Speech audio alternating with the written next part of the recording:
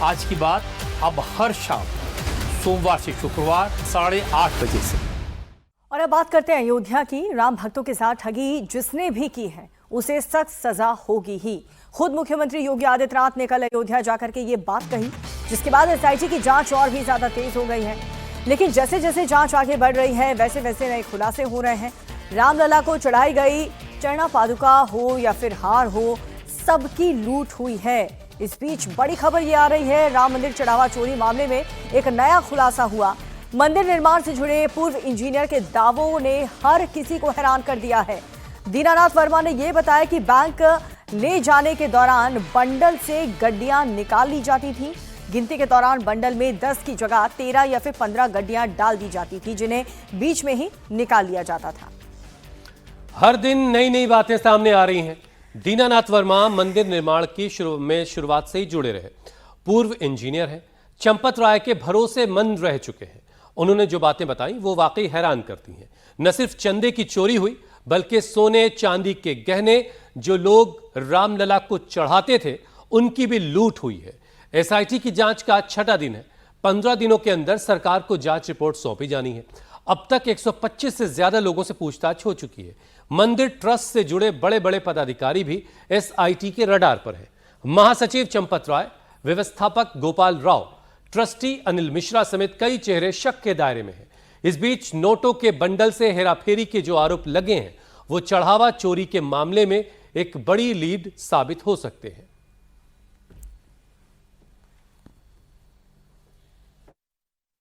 ये जांच अब काउंटिंग से ज्यादा अकाउंटिंग पर शिफ्ट हो गई है कि जैसे दान आया वो और जो अकाउंट्स डेटा है वो उसमें मिसमैच है। एसआईटी ने जो रेलेवेंट डेटा है उसको पेन ड्राइव पर ट्रांसफर किया है और अब एसआईटी की जांच में ये सामने आया है कि मंदिर प्रशासन बिल्कुल शिथिल था।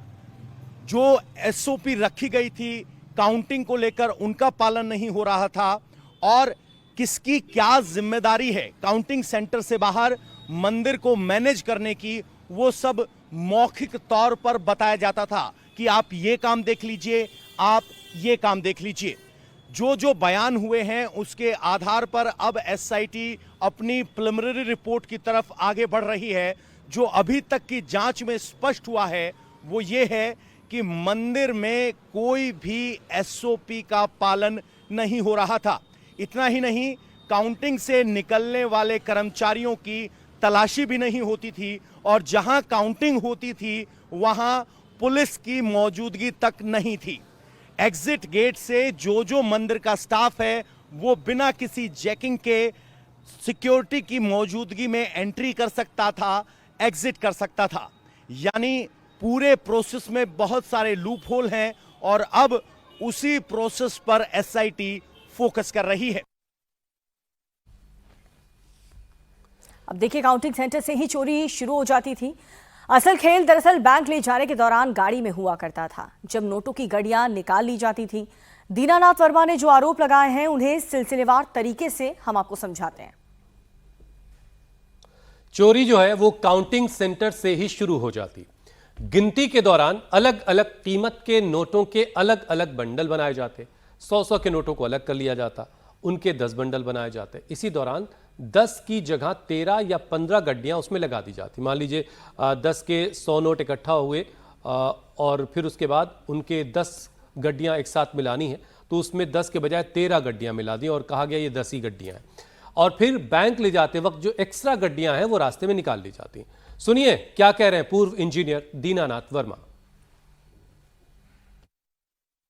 बक्से की पलटी कराई जाती थी तखत के ऊपर, तो उसमें जो कुछ भी निकलता था उसको अलग छांट कर रख दिया जाता। आभूषण रत्न अलग रख दिया जाता, उसकी फोटो खींच ली जाती और बाकी पैसे की गिनती होती और गिनती के बाद सब पे नंबरिंग डाल करके बंडल पे, और जो इंचार्ज है उसको दस्तखत करना चाहिए और बैंक वाले को दस्तखत करना चाहिए, तब बक्से में ले करके और फिर बैंक में जाके वहां फिर गिनती करा करके जमा करा के रसीद लेना चाहिए था। ये नितांत अभाव रहा है। ये लोग क्या करते थे कि 100 नोट की जगह 150 नोट की गड्डी बना दिए, एक बक्से में 10 गड्डी दिखाए और 15 गड्डी डाल दिए। आप समझिए इस तरह से किए और इंचार्ज उसको ध्यान नहीं दे पाए, लेकिन जब ध्यान दिए पकड़े गए तो हटा दिए गए। अब दीनानाथ वर्मा ने एक और सनसनीखेज आरोप लगाया है। उन्होंने ये कहा कि दान में चोरी तो छोटी बात है, मंदिर की पहली ईंट जब से रखी गई थी चोरी तभी से शुरू हो गई थी। निर्माण कार्य में जबरदस्त धांधली का आरोप उन्होंने लगाया। उन्होंने दावा किया है कि पूरे मंदिर को लूट लिया गया है, मंदिर निर्माण में भी कमीशन खोरी हुई है, दान में चोरी तो छोटी बात है। अनिल मिश्रा और टिन्नू यादव लूट के सरगना है। रत्नेश चतुर्वेदी भी इस लूट में शामिल है। उन्होंने कहा कि मैंने चंपत राय से शिकायत की थी, लेकिन उन्होंने मेरी शिकायत को नजरअंदाज कर दिया। बहुत बड़ी चोरी हुई है और दान पात्र की चोरी तो बहुत कम है। सबसे ज्यादा निर्माण कार्य में चोरी हुई है, पूरे मंदिर को लूट लिया गया है। मैं कह रहा हूं कि जो मंदिर का निर्माण कार्य हुआ है उसकी शुरुआत से लेकर के और लास्ट तक लूट ही लूट हुई है। और इस लूट के सरगना थे अनिल मिश्रा, टिन्नू यादव, और धन जो लूटा गया है उसके सरदार थे आप बैंक के रत्नेश चतुर्वेदी। जब उसमें निर्माण कार्य शुरू हुआ तो जो मटेरियल खरीदारी होने लगी, तो जैसे लकड़ी का काम एक पंडित जी करते थे, वहां पे सरजू घाट के पास उनका कारखाना था लकड़ी का, वहां से वो बना के लाते थे, देते थे। उनसे रेट चंपत जी के सामने तय किया गया, रजिस्टर पर लिखा गया, दस्तखत हुए उनके मेरे, और जब बिल आया तो डेवढ़ा आया। मैंने पंडित जी से पूछा कि पंडित जी ये बिल कैसे डेवढ़ा हो गया, तो बताया कि वो बीरेन्द्र बाबू जो कैशियर है उन्होंने बढ़वा दिया है। मैं ले गया चंपत जी के पास कि भाई साहब आपके सामने तो ये रेट तय हुआ था, रजिस्टर में लिखा है और बिल इतने का आया है। उन्होंने ये नहीं कहा कि इसको खत्म करो या क्या करो, उन्होंने कहा जाने दीजिए, बताया अयोध्या के लोग सब चोर हैं। और चलिए सीधा अयोध्या का रुख करते हैं। पवन नारा हमारे सहयोगी वहां से जुड़ चुके हैं। पवन, जो भी आरोपी होगा उसे बख्शा नहीं जाएगा, खुद मुख्यमंत्री योगी आदित्यनाथ ने यह कह दिया है। एसआईटी की जांच कहां तक पहुंची पवन? देखिए, एसआईटी की जांच की बात यह है कि अब तक एसआईटी लगभग 6 दिन की पूछताछ कर चुकी है और हमारे सूत्र बता रहे हैं कि आज अपनी पूछताछ को कंक्लूड कर वापस एसआईटी लखनऊ लौट जाएगी, जहां वो रिपोर्ट तैयार करने का काम करेगी।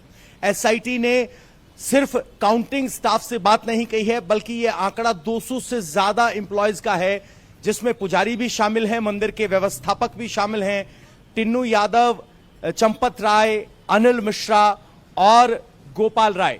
ये सब तो पूछताछ हुई ही, पुजारियों से भी पूछताछ हुई। पुजारी कैसे, उनके पास जो दान आता था, पुजारी को आदेश है कि जो दान दक्षिणा पुजारी के हाथ में दी जाए वो मंदिर के व्यवस्थापक को सौंपे या दान पात्र में डाले। उन्हें वो दान दक्षिणा ग्रहण करने की अनुमति नहीं है। वो दान राशि कैसे दी जाती थी, किसको दी जाती थी, इस सिलसिले में पुजारियों से भी पूछताछ हुई है और जांच में निकलकर आया है कि जो भी जिम्मेदारी जिसकी तय की जाती थी वो आधिकारिक तौर पर जिम्मेदारी नहीं थी, बल्कि मौखिक तौर पर थी। यानी मंदिर में काउंटिंग को, प्रोसेस को अगर छोड़ दिया जाए, बाकी कहां क्या काम होगा, कैसे होगा, कुल मिला के पवन बात शुरू हुई थी मंदिर के चढ़ावे में चोरी से, और जब जांच शुरू हुई तो बात काफी आगे निकल गई है। अब जो है निर्माण के वक्त जो कुछ धांधली हुई है वो भी धीरे धीरे करके सामने आ रहा है। बहुत शुक्रिया पवन इस सारे अपडेट के लिए।